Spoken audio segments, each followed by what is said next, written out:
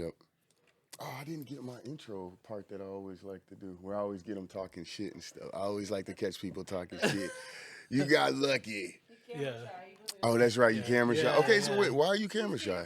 I don't know. It's just I never intended really like when I started making music. I never really intended to be like in the forefront of the Oh, music. okay. I just wanted to kind of do it as like a passion project and kind of like how her when she first came out that approach of like being super mysterious and Yeah, not knowing who the artist is. and you are very mysterious. Yeah, I You try to are, keep it because that way. I've been trying to interview you for about 2.5, 3 years. Like when I first started, like wanting to interview folks and Mm. seeking them out. I got a whiff of your music. Pray at Midnight. Yeah. Yeah, that whole EP and the rollout and the process. I was like, no, I gotta talk to this guy. I gotta talk to this guy Thank now. you. So I'm happy to have you here, man. Thank you. I appreciate Thank you. you for having me. Shit, I'm glad you got over your camera shyness, or camera allergy, as some would Right. say. All right, so look, hey, what's up, Guan? Bonjour, Famil. Bump Jonas, and I'm chilling here with, Alanzo. and we're about to have a sit down at Syke Studios. Let's get started. All right, so I got to ask the most cliche thing and just get it out the way, right? Appreciate you being here. Who is Alanzo? What do you do and why? Yeah, so Alanzo is a multifaceted artist.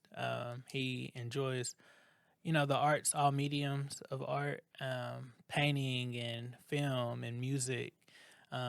And he's just really driven by, I'm really just driven by, wanting to create lasting art, Okay. um, create music that has meaning and impact and things that actually move and touch people. Okay. We're going to come to that. We're going to get to that because you're very intentional in your in everything about your art and how you produce your passion. All right, so let's have a little fun. What's a rebel soul? What's a rebel soul like yourself eat for breakfast? Hmm. Uh. So I always have to have coffee, a good latte, especially if it's like a seasonal latte, a good pumpkin Ooh. spice. All right. Um. PSL in the house, y'all. Let's go. um. Do avocado toast. Eggs, sausage. Okay. Yeah, breakfast is really important. So Yeah. never a meal that I skip for breakfast. Yeah, Okay. gotta That's the have it. one. Breakfast is the one. Yeah. All right. All right. Okay. So, how did you discover your talents? So I used to sing in my church choir. Okay. But it wasn't anything that I thought, oh, I'm a great singer or anything like that. But in 2020, I made a song for my wife, our anniversary. It was our 4-year wedding anniversary. Oh, congratulations. Yeah, thank you. So it's been 8 years now. Ooh, nice. But yeah, that moment really triggered something kind of in me. That Okay. process of like writing a song from scratch, going to the studio, recording it, and hearing a finished product. That it just really triggered something in me that made me kind of like enjoy the process and want to continue to make Wow. art. Okay. Well, that's beautiful. Come on, y'all. That's beautiful as hell. Like we're gonna sprinkle some salt for that because that's some love shit, right? Yeah. Can we? Can I know I can curse. How do you feel about cursing? I don't want to offend you. No, you're good. No, All right. Well, fuck it then. yeah. No. No, yeah, you're good. I'll play it. But no, that's a beautiful story. We love stories and your talents. I mean, you knew about them, but you decided to start expressing it more once you discovered the fun and the passion for the process as you were expressing love for your wife. Right. That's a Right. beautiful thing. Okay, so Storm. Let's just get right to that. That's out now. Yeah. The song itself has a hell of a feature, but more importantly though, it has a hell of a narrative and story. Yeah. So can you tell me why is it out now? Why is it so important for you to have that song out right now? Yeah, I feel like originally when I wrote the song Storms, it was in 2020. It was during the civil unrest, the protests. We were all kind of feeling it. It was a pandemic on top of the protest, so it was just kind of this feeling of like complete isolation. And as a black man in this country, sometimes the feeling that you know our relationship to death, whether it's in art or it's institutional or even in our communities. Mm-hmm. In that year there were so many people that experienced loss in the city. Whether they're just trying to have a good night out in Westport, and then that Monday, you're saying all of the rest in peace All this posts, shit, you know what I yeah. mean? And so I was just really grappling with that in my place as a black man in this country and in society, and what does that look like for me? And so I was really inspired by like scriptures, and the parable of Jesus calming the storms, right? Commanding them to cease, and kind of the power in that. So that was kind of the initial inspiration for it.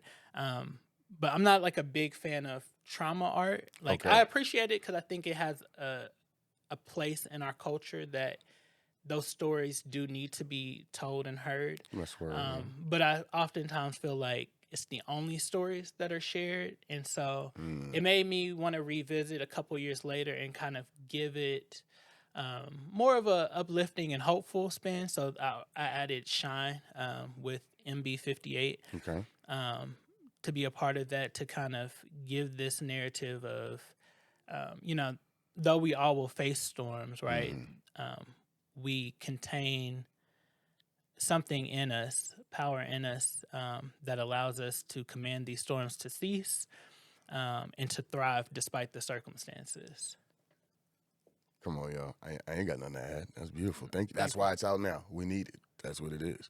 Can you talk to us a little bit about your creative process? Sometimes I like to say, I like to call this the chicken or the egg. Like, what comes first? Yeah.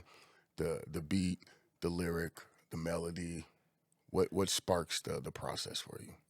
It depends. So with Storms and Shine specifically, it was the lyrics first. Okay. I think I had heard in church, it was a message that was being preached at that time about, Jesus and calming the storms and commanding them to cease. So that spoke to me.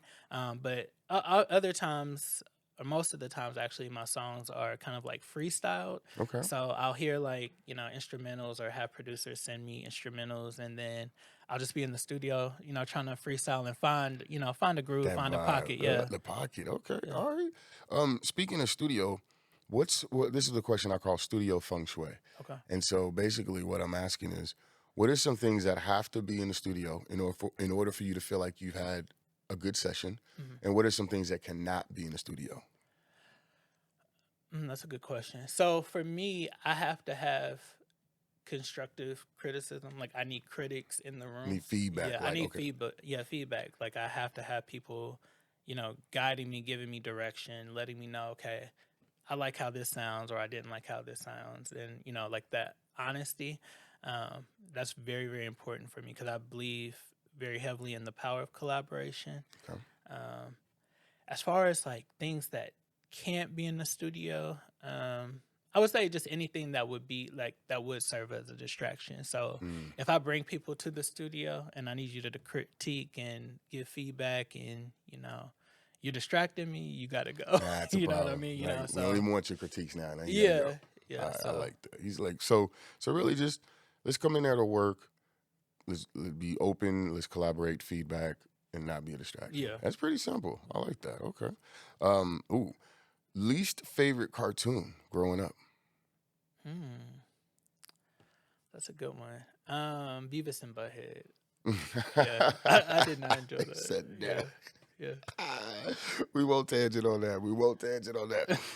Okay, I want to talk about, I guess in a lot of ways, it's the intentionality. And the reason why I start off saying what's a rebel soul like yourself, because I feel, for me, listening to Jesus and Judas, the EP, Pray at Midnight, War on Us, there's the rollout, the message, the way it's put together is very intentional. It has and I think in a lot of ways, the way that you brand yourself and the way you present yourself is not like the norm, and so that just has a very rebellious, off the cuff perception from me. Oh, thank you. So I'm just curious, when it comes to the rollouts and how you brand yourself, is it intentional to be mysterious, or is that part of the camera shyness?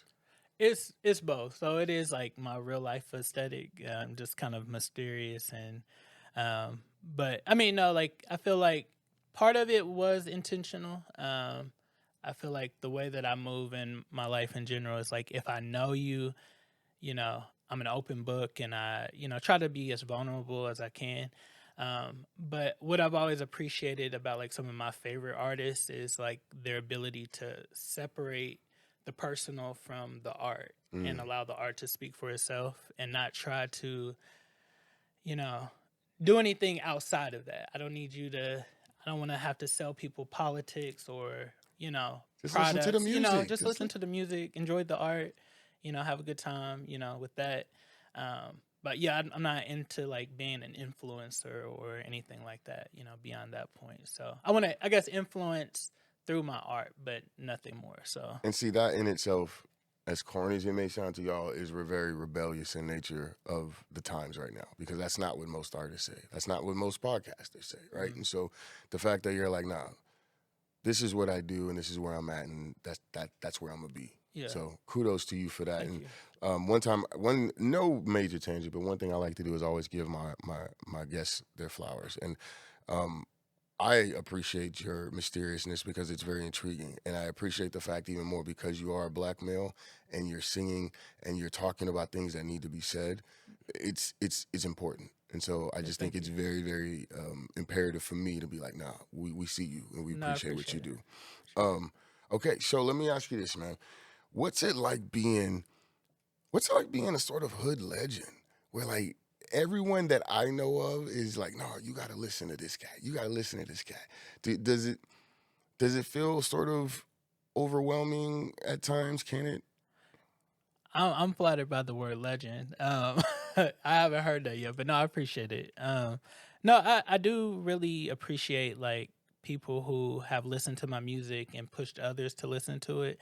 I think that's been the craziest part about this process, because I've had like so many people like inbox or reach out to me, to want to work or just to kind of share how a particular song resonated with them. Mhm. Um, so yeah, it's been kind of weird, like I said, because I think a little bit just because, like I said, I'm not a person who's ever strived for like fame Mhm. or anything like that. So um, yeah, that part was a little off-putting, but it's also very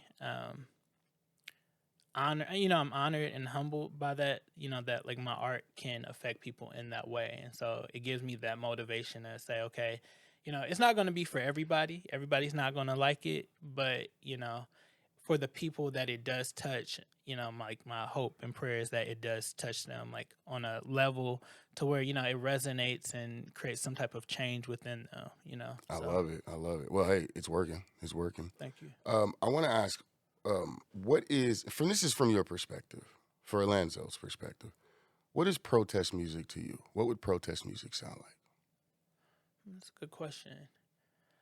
I think protest music, it can be a lot of different things. I think it's somebody who is using the music to share a message that's so kind of explicit and straightforward. Mm. And it doesn't really matter necessarily what the message is as long as there's genuine conviction behind it, I think. Mm.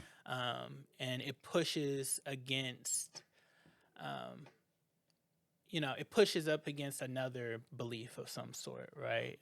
Whether it's racism or sexism or um, genocide, I think it's just sharing beliefs that you have a very, deep conviction about, Okay. and putting that out in putting out in a song. I like that. Okay. All right, we're giving conviction music. I like that. Okay, so on the flip side of then, what is Alonzo's perspective of healing music? What is healing music? Hmm. I would say it's very similar actually, but I think yeah, I mean I think healing music can be it can be yeah feel like it can be many different things because I feel like um, like I don't make a lot of love songs, Mm-hmm. but I feel like love songs can be healing music, but in the same way, I also feel like a lot of breakup songs, like especially like the R&B that we grew up with, Mm-hmm. the '90s, '80s, '90s, even early 2000s, like even some of those songs that were like breakup songs, when you Right. think about like uh, Frankie Beverly, Ooh. Before I Let You Go, right, Right. as a Right. breakup song, this concept that it's actually a breakup song, but when people hear it, It you just doesn't. feel good, you know what I Yeah. mean? Like, and so I think, yeah, it can really be whatever. It's really up to the listener, I would say, Mm, honestly. I It's really like up to that. the listener. I like that. All right, so a couple more questions here. I really, really appreciate your time. Let's have a little fun with this one. Okay. Which fictional black college would you go to? Hillman, Truth, Georgia A&T, or no, Georgia A&M, or Atlanta A&T? I would say, good question. I would probably say Hillman. Hillman. All Yeah. right. All right. So a different world keeps winning. It Yeah. keeps winning. All right. Yeah. It's a Drumline classic. is Atlanta A&T. I was like, Yeah. people might get that one. All right. So when it comes to music and culture, music culture, are we ready to move past the ratchet era? I don't know. I don't know if we're there yet. But I don't really put it down completely because sometimes the ratchet music is there for the celebration, You got to the get celebratory. loose. Okay. Sometimes people need that. It's not my style personally. And I think there's some of the messaging is completely off. You know what I mean? Okay. But yeah, so I don't know if the rest of the world though is ready to really move past that because sometimes people need that to get loose Yeah, and blow off have fun. steam. Yeah, okay, okay, You okay. know, It's time and place. right? All right, so look, we do got to pay some bills here, y'all. Okay. These couple questions do come from our sponsors. First sponsor is our number one sponsor, been with us from the start, Thrax Pastry. Nothing for sale here, just a suggestion of where you can spend some time. I guarantee you'll enjoy the journey. So we call this question apology dish. And basically, what I'm asking is, let's say somebody pisses you off. Yeah. They say the right words, they do all the right things. What's that dish that they can bring you? They can make it, bake it, borrow it, whatever, that lets you know that they get you. Peach cobbler. Oh, that was quick. Yeah. He was Peach ready. cobbler. He's ready. Yeah. All right, we're going to put that one down. It might come up later, y'all. All right. Okay, so now this question comes from our sponsor, Pigwitz, right in the heart of the river market. They have off-menu items, off-menu specials every day listed for you. Nothing special you got to do. Just walk up and ask for it. But what I'm asking you, Alanzo, there are places that have off-menu items that are literally not on your menu, and you got to ask them for it. Yeah. What is your way of asking for that off-menu item? How would you go about doing it? I usually never do. I guess the only time I ever like ask for off menu items is like coffee shops when I'm ordering coffee. Oh, okay. And I just tell them tell them what syrups I'll need and how much of what I need. Okay. So that's the So extent he's of like, what I look, do. it's not even off menu, it's what I want. Yeah. I love it. I love it. Okay, so, let me ask you this. What do you think so far in your experience is the most overrated aspect of being an artist? The most overrated aspect. That's a great question.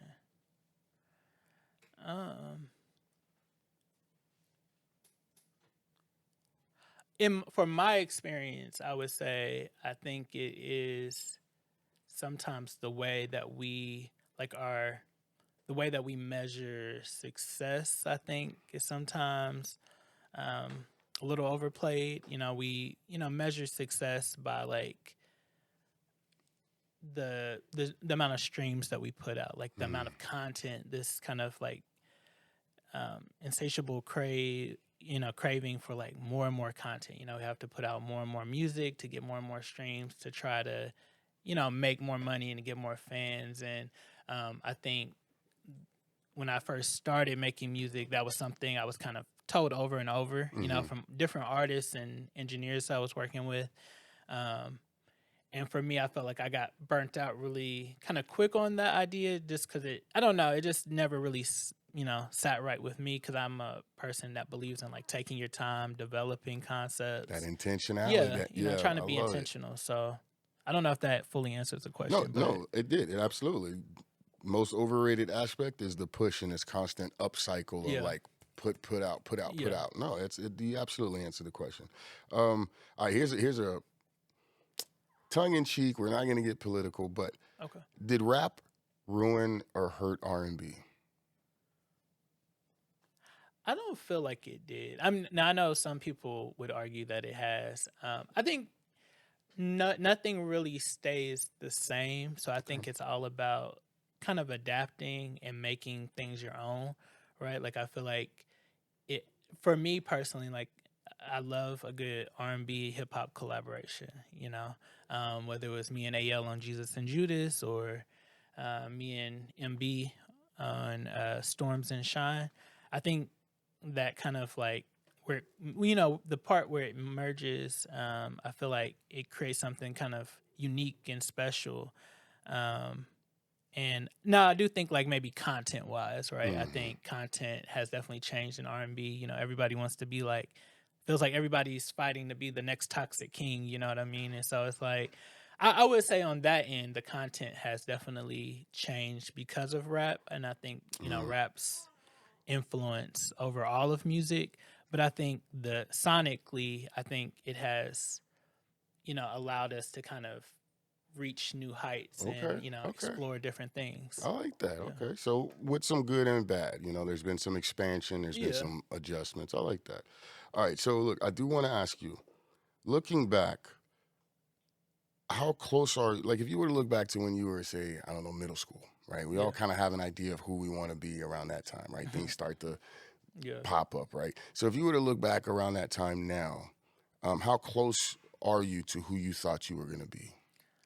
I'm very different. I'm very far from from that person I thought I was gonna be. Um, Now, when I was in middle school, elementary, I always knew I wanted to be like the first Black president of the United States. So like that Okay. was my goal. I knew I was going to go to law school, become a politician, work my way up to that point. Um, but yeah, just when I got into college, I realized.